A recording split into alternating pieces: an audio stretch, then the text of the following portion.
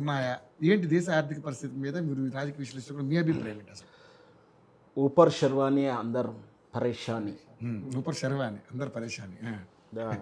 గౌరవనీయటువంటి మోడీ గారు ఉమ్, షూట్లు ఇట్లా వేసుకొని బాగా 3-4 నెలల నుంచి ఊరుకోండి సార్, ఆయన మొత్తం కాన్వాయ్ అంతా తగ్గించుకుని ఆయన ఇప్పుడు నిన్నటి నుంచి ఇక మళ్ళీ ప్రయత్నం చేస్తున్నారు మళ్ళీ అంటే గట్టిగా చెప్పాలంటే మళ్ళీ సామెతలు చెప్తే చేతులుగా కాలినంగా ఆకులు పట్టుకున్నట్టు మరి ఇది మనకు తెలియదు. ఏది మనం కష్టాల్లో ఉన్నాము అని నిన్న తెలంగాణలో వచ్చిన తర్వాత భారతదేశం మొత్తం సందేశం ఇచ్చిండు. అంతవరకు మనకు తెలియదు, కానీ ఆయనకు తెలుసు కదా. అదే అంటున్నా. నిన్న ఏదో 4 కార్లు తగ్గించి ఆయన ఏదో పొదుపు చేస్తున్న డ్రామాలు ఎందుకు, ఎవరిని మోసం చేస్తున్నారు కానీ 4 నెలల నుంచి ఉంది కష్టాలు. ఒక్కరోజుతో ఈ విదేశీ మార్గ నీళ్ళు కరిగిపోలేక ఒక్కరోజుతో కాదు కదా. ఇరాన్ యుద్ధం కానించైనా అంత ముందు నుంచి కూడా మరి సార్ చెప్పాలి. ఇరాన్ యుద్ధం స్టార్ట్ అయితే 4 నెలలు అవుతుంది. 4 నెలల్లో నీకు విదేశీ మార్గ నీళ్ళు కరిగిపోతూ ఉన్నాయి, ప్రమాదాలు పడిపోయాం, కరిగిపోతూ ఉన్నాయి, లేదా ప్రమాద స్థాయికి వచ్చేసినావు. నువ్వు దివాలా తీస్తున్నావా, మునిగిపోతున్నావా అనేది నీకు అర్థమైపోయింది. నీకు అర్థమైపోయి 4 నెలలు అయిందా, 3 నెలలు అయిందా, ఇవాళ కార్లు తగ్గించుకొని షోకులు చెప్తున్నావు, ఎవరిని మోసం చేస్తున్నావు. చెయ్యి తగ్గించినావు, మంచి సంతోషమే. ఈ పని నువ్వు ముందు చేసిన తర్వాత చెప్పాలి కదా. చెప్పలే. ఎన్నికల డ్రామాలు అయిపోయిన తర్వాత, 5 రాష్ట్రాల ఎన్నికలు అయిపోయిన తర్వాత, మిషన్ అది అయిపోయిన తర్వాత, మిషన్ తెలంగాణ ప్రారంభమైన తర్వాత మొదలుకొచ్చాడు. దాంట్లో కొన్ని చెప్పాడు. సరే, ఎవరు చెప్పినా కొన్ని మంచి చెప్తే స్వాగతించాల్సింది. కెమికల్స్ విషయంలో మరి బంగారం కొనొద్దు అంటుండు, ఇంధనం గురించి అంటున్నాడు, మళ్ళీ ఆల్టర్నేషన్ కరెంటుది వాడమంటున్నాడు, ఏవి వెహికల్స్. దాంట్లో ఏముంది, పరమార్థం ఉందా కూడా ఆలోచించాల్సి వచ్చింది. ఎందుకంటే ఎవరో చెప్తే ఒక రకంగా ఉంటుంది, ఆయనే చెప్పినప్పుడు ఇంకో రకంగా ఉంటుంది. వాటి గురించి కూడా వివరంగా చెప్తాను. అయితే మొదట్లో యుద్ధం వల్ల జరుగుతుందనే పరిణామాలు కదా. అంతకుముందు కూడా ఉన్నట్టు ఇంకెక్కువ మూల్యం చెల్లించుకోవాలి ఆయన. అంటే ఎప్పటి నుంచో ఉన్నా కూడా మళ్ళీ ఆ శర్వాని బయట వేసుకొని లోపల బొక్కలన్నీ దొరుకున్నట్టుగా. మరి ఆయన ప్రీ షూట్లలో ఎట్లా ఏ రాష్ట్రానికి పోతే ఏ డ్రెస్లు వేసుకుంటాడో మనందరికి తెలిసిందే. ఆ ప్రీ షూట్లు, ఆ కెమెరాలు, యూనిట్ల కన్నా కెమెరా యూనిట్లు ఎక్కువ ఉంటాయి, 20-30 యూనిట్ల దాకా వెళ్తూ ఉంటాయి. వాళ్ళకన్నా ముందు ఆ కార్లు వెళ్తూ ఉంటాయి. మరి ఆ ఖర్చు ఎవరు తగ్గియాలో తెలియదు మనకైతే. సరే, అది ఏం జరుగుతుంది అని తిండి విషయంలో కూడా, ఆహార పదార్థాల విషయంలో కూడా ఖర్చు అంటున్నది. కానీ ఆ ఫేక్ వార్తల నిజమా పర్సనల్ విషయంలో మనం లోపలికి వెళ్ళకూడదు. సరే, ఆ ద్రవ్యోల్బణం అంటాం తెలుగులో అర్థమయ్యేలా. కరువు వచ్చింది, రూపాయి విలువ పడిపోయే కాడికి వచ్చింది. ఆ రూపాయి కట్టలు ఉంటాయి కానీ దానికి వాల్యూ ఉండదు. దానికి సింపుల్గా చెప్పాలంటే మన దగ్గర ఇంతలా కట్టు ఉంటే దానికి ₹1 వస్తువు రాదు. ఇది ద్రవ్యోల్బణమైనటువంటి సామాన్యుడికి అర్థమయ్యే భాషలో. అంటే బస్తాలో తీసుకెళ్ళి సంచుల్లో చిన్న చిన్న బ్యాగుల్లో కూరగాయలు కొనుక్కొచ్చుకునే రోజులు వస్తాయి రాను రోజుల్లో. ఇది ద్రవ్యోల్బణం అర్థం. ఈ ప్రమాదం ఉంది, మన దగ్గర నిధులు అయిపోతూ ఉన్నాయి, ఈ పరిస్థితులకు నెట్టబడిపోతున్నామని ప్రధానమంత్రి గారు చెప్పకనే చెప్పారు ఇండైరెక్ట్గా. దాని అర్థం కూడా అదే. మరి ఇన్నాళ్ళు ఎందుకు నా డ్రామా ఆడారు, ఎన్ని రోజులు ఎవరు మోసం చేశారు? ఎన్నికల కోసం మోసం చేసి, ఎన్నికల దాకా ఫలితాల దాకా ఆగి వెంటనే అనౌన్స్మెంట్ ఏమంటారు, పారాని కూడా ఆరనేటప్పుడు ఎన్నికల పచ్చి కూడా ఆరనేయలేదు, మొదలుపెట్టేశారు డ్రామా. సరే చెప్పారు, స్వాగతం, కెమికల్స్ అన్నారు, వాడవచ్చు, తప్పేం లేదు. మరి వీటి వెనక జరిగిన కారణం ఎవరు? మనం ఈ విధంగా పతనం అవడానికి, ఈ విధంగా నష్టాలు వెళ్ళడానికి మరి మీరు తమరు ఏలికల వాళ్ళనే ప్రశ్నిస్తాం. దాంట్లో మీరు చేసిన పొరపాట్లే ఉన్నాయి ఎక్కువ. మేము గంతముందు ఎవరోలో పరిపాలిస్తుంటే వాళ్ళని కాదని నేను నమ్మి నీ చేతిలో పెట్టినప్పుడు నువ్వు సాధించింది ఏమిటి? మేక్ ఇన్ ఇండియా అన్నారు, దాన్ని మేక్ ఇన్ వాట్సాప్ యూనివర్సిటీ చేశారు. వాట్సాప్లో ఉంటుంది ఆ డెవలప్మెంట్ అంతా, వాట్సాప్లో ఉంటే ఆ ప్రోగ్రెస్ కార్డ్ అంతా, మళ్ళీ ఎక్కడా ఉండవు. ఉంటే ఈ పరిస్థితి రాదు. ఎందుకు రాదో ఎందుకో చెప్తాను. అన్ని దేశాల కన్నా మనకు 1947 నుంచి 2 సార్లు ప్రపంచవ్యాప్తంగా పెద్ద ద్రవ్యోల్బణాలు వచ్చినాయి. అంటే మనకు కూడా ఇంపాక్ట్ అయ్యేంతటి ఏషియన్ కంట్రీస్ కూడా ఏంటంటే అది 1947 అంటే ఇమీడియట్లీ రెండో ప్రపంచ యుద్ధం అయిపోయిన తర్వాత వచ్చేసింది చాలా దేశాల్లో. ఆ తర్వాత మళ్ళీ అనుకోకుండా ప్రచ్ఛన్న యుద్ధం అని చెప్పాల్సిందే, అది 1971లో మళ్ళీ ఇదే సేమ్ ఇదే ఆయిల్ విషయంలోనూ అమెరికా అండ్ గల్ఫ్ దేశాలు వీటి మధ్య జరిగినటువంటి యుద్ధాల మీద ఆధిపత్య పోర్లు సేమ్ ఇంచుమించు ఇదే రకమైనటువంటి లక్షణాలు కలిగినటువంటి యుద్ధం వల్లనే వచ్చింది. ప్రపంచవ్యాప్తంగా ద్రవ్యోల్బణం వచ్చిన భారతదేశాన్ని కదిలించలేకపోయింది, ఇబ్బంది పెట్టలేకపోయింది. నిన్న కరోనా విషయంలో కూడా ఎందుకంటే మన జీవన శైలిలో పొదుపు, లేదా ఆ సెల్ఫ్ స్వయం మనకు ఎదిగేటువంటి మనకు మనమే విస్తరించుకునేటువంటి మనకు ఎదిగేటువంటి మొక్క లక్షణంలాగా పడి లేచినా మనమే లేగలటువంటి కుటుంబ తరహా జీవన విధానం ఉంది. దాన్ని విచ్ఛిన్నం చేసింది ఈయన. ఇంతో అన్ని దాచుకున్న డబ్బులు తీసుకెళ్ళి నోట్ల రద్దు అని చెప్పి కాకమ్మ కథలు చెప్పి స్టోరీలు అల్లి దేశభక్తి అని దానికి ట్యాగ్ పెట్టి నోట్ల రద్దు చేస్తే పొదుపుగా దాచుకోవాలంటే భయపడుతున్నారు ఇప్పుడు. మళ్ళీ ఇప్పుడు ఏం జరుగుద్ది అని దాని రూపం మార్చేశారు. అంటే దానివల్ల బ్లాక్ మనీ వచ్చింది, అబద్ధమే. దాని బ్లాక్ అది దొంగ నోట్లది అనేది అది ఫులిష్నెస్. మేబీ ఇప్పుడు దొంగ నోట్లు ఇవాళ చేసినప్పుడు ఇది దొంగ తయారు చేసాను కాదన్ను, ఇప్పుడు ఇంకో రకంగా తయారు చేస్తాడు. నీకు దొంగతనాల రూపంలో మార్చుకుంటాడు. దొంగతనం చేయడం అంటే కాదు కదా, కాస్త నువ్వు డ్యూటీలో ఉన్నావంటే ఇంకా 4 రోజుల తర్వాత చేస్తాడు. దొంగ నోట్లు ప్రింట్ అవ్వట్లేదు. నిన్న నేను సాయంత్రం ఏటీఎం మిషన్ పెడితే 4 వెనక్కి వచ్చినాయి. నేను ఎవరికి చెప్పుకోవాలి? దొంగ నోట్ల భయం. మాన్యువల్గా మార్చుకోవాలి, లేదా బ్యాంకు పోయి నాకు వచ్చినాయని వాపసు ఇవ్వాలి. ఆయనే కేసులనే ఎన్నో ఉన్నాయి కదా. అంటే నోట్ల రద్దు వల్ల జరిగినటువంటి ఆర్థిక విచ్ఛిన్నం, మేక్ ఇన్ ఇండియా అని వాట్సాప్ యూనివర్సిటీగా పరిమితం చేయడం వల్ల ఈ ఇండివిజువల్స్గా ఉండేవాళ్ళటువంటి వాళ్ళ ఒక ఆర్థికమైనటువంటి పటిష్టం తగ్గిపోయింది. అంటే మనం బలంగా ఉంటే చిన్న గాలి వచ్చినా పోవు, తుఫాను వస్తే కింద పడతాం. కానీ చిన్న గాలికే ఎన్ని రోజులంటే 3 నెలల యుద్ధము అంతే. 3 నెలల యుద్ధానికే అతలాకుతలం అయిపోయాం. ఇండియా మొత్తం విదేశ మార్కెట్లో అయిపోయినాయి, లేవు అంటున్నారు. ఆ పరిస్థితి ఎందుకు వచ్చింది? అప్పుడు మన్మోహన్ సింగ్ గారు చేసింది లేవు నిజంగానే. నేను చరిత్రలో ఉంది, అబద్ధమేం కాదు. కానీ అది ఎందుకో కారణాలు ఉన్నా తను ఇమ్మీడియట్ సరళీకృతమైన విధానాల్లోకి తీసుకొచ్చారు. సంక్షోభంలో తీసుకురాలి ఆయన. ఈ సంక్షోభానికి సంస్కరణ ముడిగబెట్టి మాట్లాడుతున్నారు. అక్కడ సంస్కరణలు మన పరిస్థితి తెలిసి సంస్కరణలు చేసి తద్వారా వచ్చిన తర్వాత తాకట్టు పెట్టిన బంగారం తీసుకొచ్చి సరళీకృతం చేసి ఇప్పుడు ఇక గ్లోబలైజేషన్లో మనల్ని భారతదేశాన్ని సరసన నిలబెడితే ఈరోజు మనం ఆ కమ్యూనికేషన్ కానీ ఆ ప్రయోజనాలు మొత్తం అనుభవిస్తున్నాం. ఈరోజు మనం అందరం అనుభవిస్తున్నా. వాళ్ళు వేసిన బాటిని ఆనాడు 1947 నుంచి అంధకారంలో వచ్చినటువంటి నేను ఇప్పుడు ఆంధ్రప్రదేశ్ వాళ్ళు అంటుంటారు, మేము విభజన తర్వాత ఏమీ లేకుండా దిక్కు దివాణం లేకుండా వచ్చాం. మనం ఆ రోజు అలాగే ఉన్నాం. మరి వాళ్ళు వేసినటువంటి ఆ రోజు వేసిన బౌలాద ప్రాజెక్టులు, ఆ రోజు పంచవర్ష ప్రణాళికలు, అంధకారము, కమ్యూనికేషన్ లేదు, నాలెడ్జ్ లేదు. అంటే ఎక్కడో ఢిల్లీలో కూర్చుంటే నీ ఊరికి దాకా రాకపోయేది, ఏవి ఎట్లా చేయాలో తెలియదు, కమ్యూనికేషన్స్ లేవు. కానీ ఇప్పుడు కమ్యూనికేషన్ వ్యవస్థ ఉన్నాయి, అయినా కూడా ఫలితాలు అందట్లేవు. అన్నీ కూడా వాట్సాప్ యూనివర్సిటీకి ఫలితాలు బంద్ ఉంది. అదొకటి ఫస్ట్ నోట్ల రద్దు ఒకటి. రెండవది ఇప్పుడు ఏదో చెప్పాము. ఇంకోటి ఇంపార్టెంట్, మేక్ ఇన్ ఇండియా పోయింది కదా.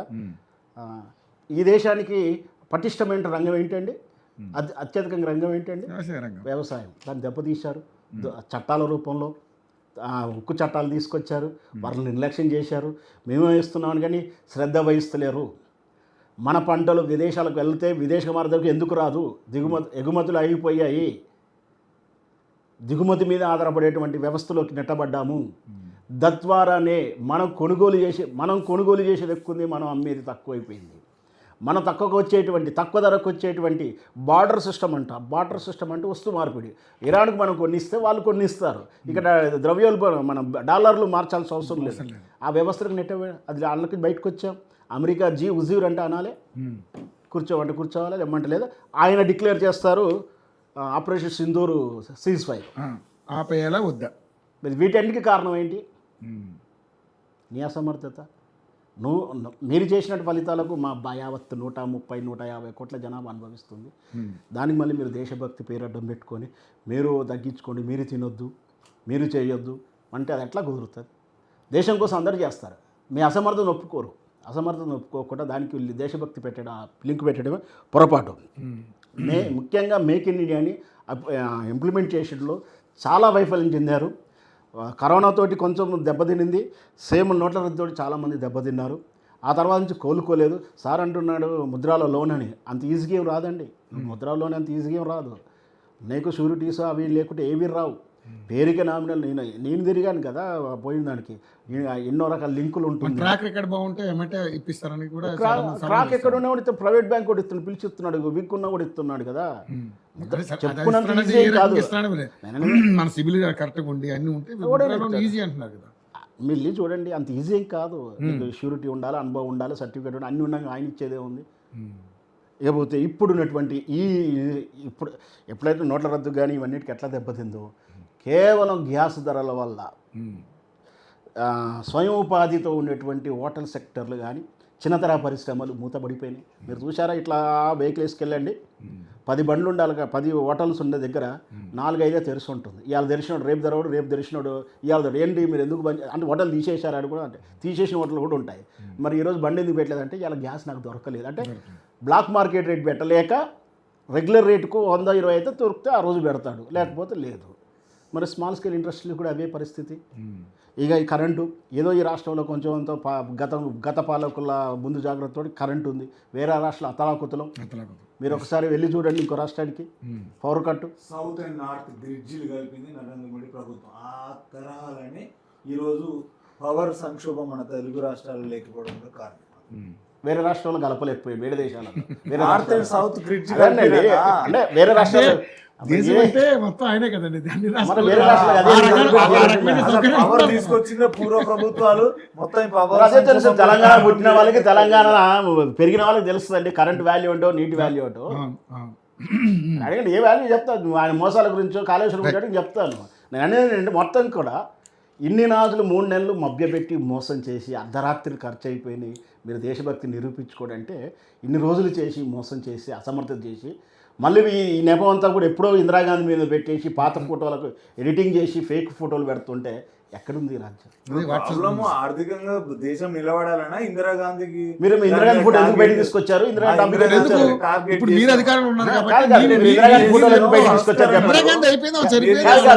ఫోటో ఎందుకు బయటకు వచ్చిందో చెప్పండి. ఇప్పుడు అసలు ఎప్పుడో అయిపోయింది ఈ టాపిక్, మీరు కూడా తీశారు, నేను కూడా తీయలేదు. ఎప్పుడో చనిపోయింది, ఎప్పుడో అయిపోయింది. ఇప్పటి పరిస్థితి మాట్లాడాలి, లేరు కదా ఇక్కడ మన గురించి చర్చించుకోవడానికి. నేను ఐ విల్ ఫ్యాక్ట్ చెక్, మీకు తెలుసు కదా ఫ్యాక్ట్ చెక్. వాళ్ళు ప్రాబ్లం చేశారు కాబట్టి నేను అనేది అదే కదా, గత పాలకులు చేసిన ఏదైనా చేంజెస్ కావాలంటే ఒక్కరితో కాదు, అందరం కలిసి సమిష్టి కృషి చేస్తేనే పని అవుతుంది తప్ప ప్రజల భాగస్వామ్యం లేనిది.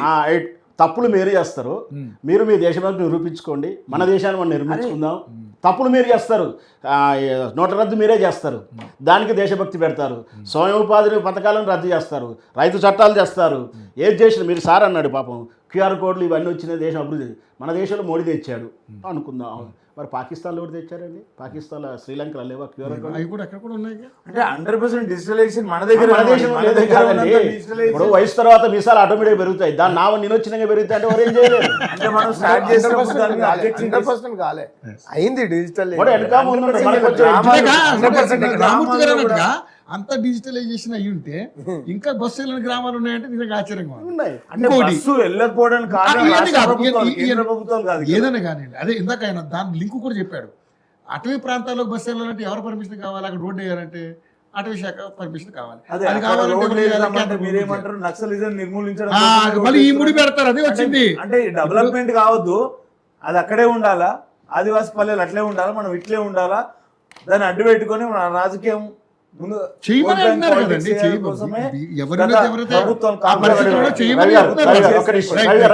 కన్క్లూషన్. మరి ఈ పొదుపు, ఈ కరువు లేదా ద్రవ్యోల్బణం మన ఒక్క దేశానికి ఉన్నాయా, ఇతర దేశాలు కూడా పాటిస్తున్నారా? మీరు ఒకసారి చూడండి. కాదు మరి ఏంటి మన దేశానికి ఎందుకు ఉన్నాయి, అక్కడ ఉన్నాయా లేవా, వాళ్ళకి గట్టి వాళ్ళ, వాళ్ళు మనకన్నా బలహీనులా, ఇవన్నీ కూడా చూడాల్సిందే. యుద్ధానికి డైరెక్ట్గా ఇన్ఫెక్ట్ అయిన వాళ్ళు, ఇండైరెక్ట్ అయిన వాళ్ళు, యుద్ధంలో పాల్గొనకుండా యుద్ధానికి మద్దతు ఇవ్వలేదు, యుద్ధానికి వ్యతిరేక ఇవ్వలేకుండా మనం బలిపడుతున్నాం. ఎందుకు?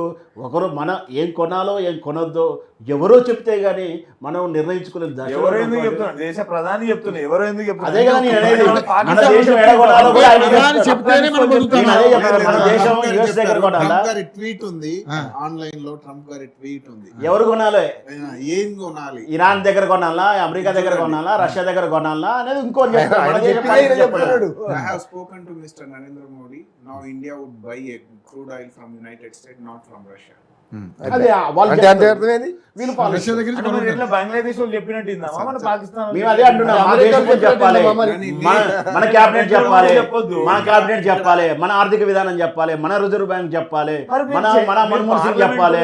కానీ పార్లమెంట్ లో మేధావులు నేను ఉన్నారు, ఇంటలెక్చువల్స్ ఉన్నారు. ఎక్కడున్నారు సార్? మొత్తం భక్తులు అయిపోయారు. ఇవాళ national media attention towards Narendra Modi పెడితే వీళ్ళు ఏమంటారు, నరేంద్ర మోడీ మీడియాని కంట్రోల్ చేస్తున్నారని చెప్తారు. నరేంద్ర మోడీ 14 లో ప్రభుత్వంలో రాకముందు నరేంద్ర మోడీకి zero support in India and ఇప్పుడు ఎందుకు వచ్చింది? జీరో గుజరాత్ సపోర్ట్ లో ఇన్ ఇండియా. ముఖ్యమంత్రిగా ఉన్నాడు కదా ఆయన. లేదు నేషనల్ మీడియా అని లేదు, చెప్పి బెటర్ అయింది అంటున్నా. అదే అడుగుతున్నా, నాకు కూడా డౌట్ వచ్చింది. 14-18 కూడా. మేనేజ్మెంట్ ఎందుకు మారినాయి? అని అది కాదు, అది- మీడియా మేనేజ్మెంట్ ఎందుకు అంటే మారినాయి? అప్పుడు జైలుకి ఎందుకు పోయిర్రు? మీడియా మేనేజ్మెంట్ ఎందుకు జైలుకి వెళ్ళారు? మీడియా మేనేజ్మెంట్ కాంగ్రెస్ ఎందుకు పార్టీ మారిర్రు? చేసినంత మీడియా మేనేజ్మెంట్ ఈ దేశంలో ఇంకెవరు చేస్తే వాళ్ళు ఓడిపోయేటోళ్ళు కాదు కదా. ఎందుకు ఓడిపోయి ఉన్నారు? ఈ రోజు గెలవలేకపోతున్నారు, వాళ్ళ గెలవలేకపోతున్నారు. వాయిస్ లేకపోతుంది. వాళ్ళు చేసిన దానికన్నా మీరు ఎక్కువ చేస్తున్నారు. పట్టుమని మొన్న గెలిచిన తర్వాత 4 రాష్ట్రాలే. వాళ్ళకి ఆదానే సపోర్ట్ చేసిన ఆ రోజు అదే ఆధారంగా అంబానీ చేసిండు. తగ్గిపోతుంది. వాళ్ళు చెప్పేటి అన్ని అబద్ధాలు. ఈ రోజు అంటే మన- రాజకీయ లబ్ధి కోసం ఎంత వరకునే దిగజారుతారు. ఈ రాష్ట్రంలో 6 గ్యారెంటీ 66 మోసాలతోటి Right. రాష్ట్ర ప్రభుత్వం అధికారంలోకి వచ్చి మొండి చేయి చూపించిన ఘనత కాంగ్రెస్ పార్టీది. రైట్ రైట్ మాట్లాడుతున్నాను నేను. ఫైనల్గా చెప్పండి మన నగేష్ గారు, మొన్న నరేంద్ర మోడీ గారు మాట్లాడినప్పుడు మన తెలంగాణ రాష్ట్రం గురించి మాట్లాడదాం. అంటే మీరు ఏం చెప్పాలని చెప్పినాక నేను అడిగిన క్వశ్చన్ కూడా సమాధానం చెప్పండి. ముఖ్యమంత్రి రేవంత్ రెడ్డిని ఉద్దేశిస్తూ ఆయన ఒక మాట మాట్లాడారు. ఏది, నువ్వు అక్కడ ఉంటే ఎదగలేవు అంటే ఆయన మాటల అర్థం ఏంటో నాకు అర్థం కాలే. మరి నువ్వు అక్కడ ఉంటే